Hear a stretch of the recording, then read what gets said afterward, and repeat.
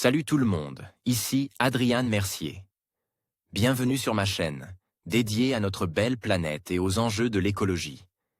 Si vous voulez en apprendre plus sur comment protéger notre environnement et adopter des gestes éco-responsables, pensez à vous abonner pour rester informé.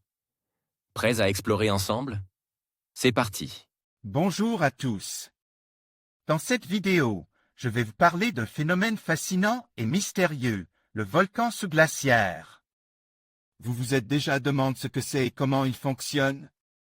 Je vais vous expliquer les mécanismes qui se cachent derrière ces volcans, leur impact sur l'environnement et pourquoi ils suscitent tant d'intérêt parmi les scientifiques.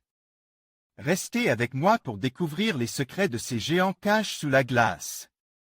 Lorsque des volcans naissent sous des glaciers, comme par exemple sous l'Inlandsís d'Islande, on assiste à des éruptions dites sous-glaciaires. Schéma illustrant les caractéristiques des éruptions sous-glaciaires. Futura éruptions sous-glaciaires.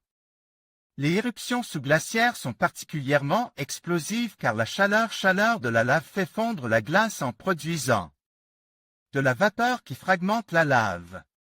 Ces éruptions s'accompagnent donc d'importantes émissions de cendres avec panache, comme ce fut le cas avec le célèbre Eyjafjallajökull, plus connu sous le nom d'Eyjafjallajökull, du nom de la calotte glaciaire qui le recouvre, en 2010, en Islande. Il s'agit d'un exemple des éruptions phréatomagmatiques.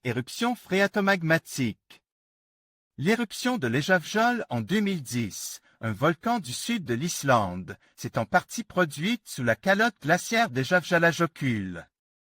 Elle y provoque une importante fonte de la glace, entraînant des joculos, débâcles glaciaires, ainsi que la formation d'un important panache volcanique composé de vapeur d'eau, de gaz volcanique et de cendres. Fredrik Holm. Ces éruptions peuvent faire fondre d'importantes quantités de glace provoquant la formation de débâcles glaciaires. En islandais, on les appelle des joculos, et donc de véritables fleuves de boue, charriant d'importants blocs de roches et de glace, qui ne sont pas sans rappeler les lahars indonésiens. Tous les types d'éruptions volcaniques. Pour mieux comprendre, sachez qu'il existe donc différents types de volcans et d'éruptions, les éruptions effusives ou laviques, aussi appelées éruptions de type hawaïen, les éruptions explosives, classées en type, les éruptions stromboliennes, aussi appelées éruptions de type strombolien, les éruptions vulcaniennes, aussi appelées éruptions de type vulcanien, les éruptions pliniennes, aussi appelées éruptions de type plinien, les éruptions péléennes, aussi appelées éruptions de type péléen,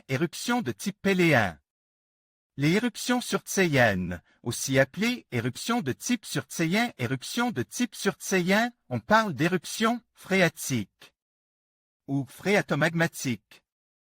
Il existe aussi les volcans sous-glaciaires, dont il est question ici, les volcans sous-marins. En conclusion, les volcans sous-glaciaires représentent un phénomène fascinant qui illustre la puissance de la nature et les interactions complexes entre la géologie et le climat. Leur étude est essentielle pour mieux comprendre les impacts potentiels sur l'environnement et les écosystèmes environnants. En surveillant ces volcans, nous pouvons anticiper les risques et mieux protéger les régions vulnérables. Merci de nous avoir accompagnés dans cette exploration des volcans sous-glaciaires. N'hésitez pas à vous abonner pour d'autres vidéos sur des sujets tout aussi captivants.